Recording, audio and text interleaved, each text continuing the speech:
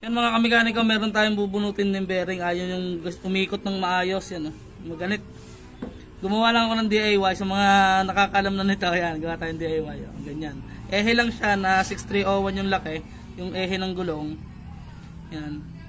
Nilagyan ko lang siya ng ganyan, kuntel. Tapos pasok nyo lang. Yan. Pagkapasok na ganyan, kumuha lang kayo ng flat screw. Parang siyang maikalang nyo doon sa pag-itan. Yan. Tapos pupukin nyo lang ng konti. Para hindi makalag.